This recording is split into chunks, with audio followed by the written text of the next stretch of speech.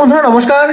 আমাদের নিত্যদিনের খাদ্যের বদভ্যাসের জন্য আমাদের কিন্তু শরীরে অম্লপিত্তের ভাগ বৃদ্ধি পায়।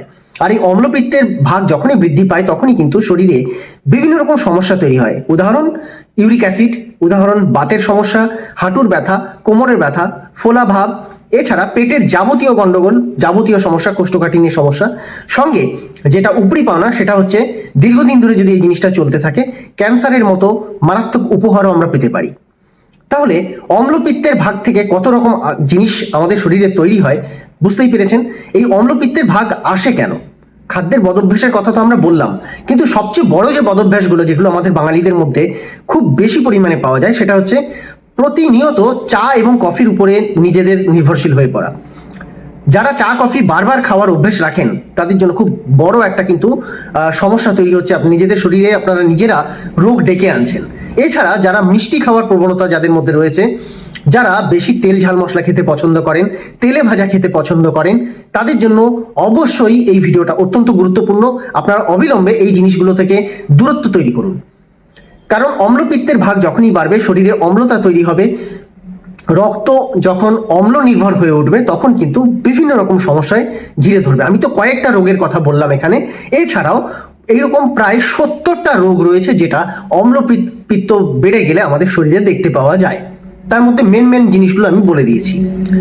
আসুন আপনাদেরকে স্বাগত জানাই হেলথ সলিউশন বিনয় চ্যানেলে। আশা করি সবাই ভালো আছেন, সুস্থ আছেন, কিন্তু আগামীতে যেন আপনারা আরো ভালো থাকতে পারেন তার জন্য এই নতুন প্রতিবেদন নিয়ে আপনাদের সামনে হাজির।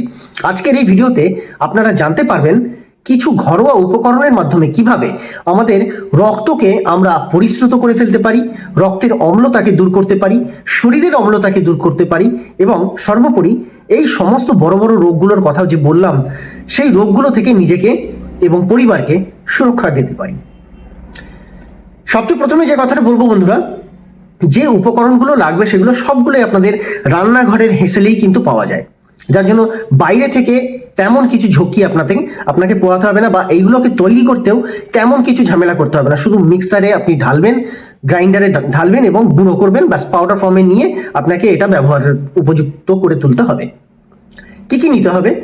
100 গ্রাম আপনারা নিয়ে নেবেন গোটা ধনে। গোটা ধনে এটাকে ভালো করে ধুয়ে নেবেন, পরিষ্কার করে নেবেন 100 গ্রাম পরিমাণ, এবং ভালো করে শুকিয়ে নেবেন। তারপর 100 গ্রাম পরিমাণ আপনাদেরকে নিতে হবে গোটা হলুদ। এই হলুদটাও যেন শুকনো হয়, কাঁচা হলুদের কথা আমি বলছি না, শুকনো হলুদ পাওয়া যায় দেখবেন। 100 গ্রাম পরিমাণ গোটা হলুদ নেবেন, ভালো করে ধুয়ে নেবেন, ধুয়ে আপনি চাইলে আবার এটাকে শুকিয়ে নিতে পারেন।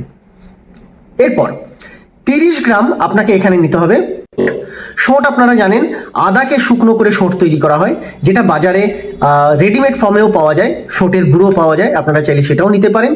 আমি বলবো বাড়িতে তৈরি করে নিন, সবচেয়ে বেটার।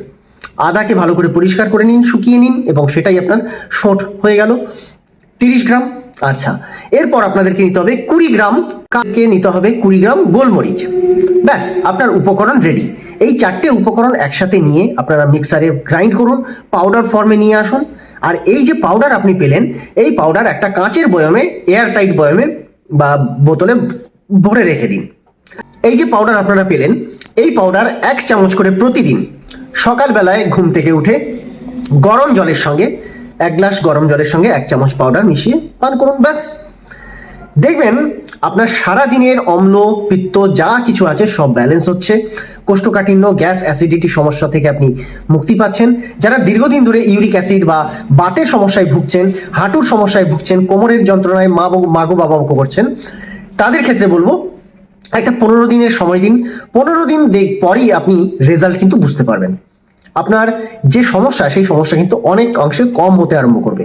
সর্বোপরি আরেকটা কথা তো আমি বলতেই ভুলে গেছি, যেটা হলো অনেকেরই দেখবেন অতিরিক্ত যখনই অম্লপিত্তের ভাগ বৃদ্ধি পায় শরীরে, মিউকাসের পরিমাণও বৃদ্ধি পায়। আর তার সঙ্গে সঙ্গে পাল্লা দিয়ে বাড়ি কি জানেন? IgE, allergy. শরীরে অ্যালার্জির পরিমাণ বৃদ্ধি পায়, আর এই অ্যালার্জির কারণে আপনার হাঁপানি হতে পারে, অ্যালার্জির কারণে অ্যালার্জিক রাইনাইটিস হতে পারে।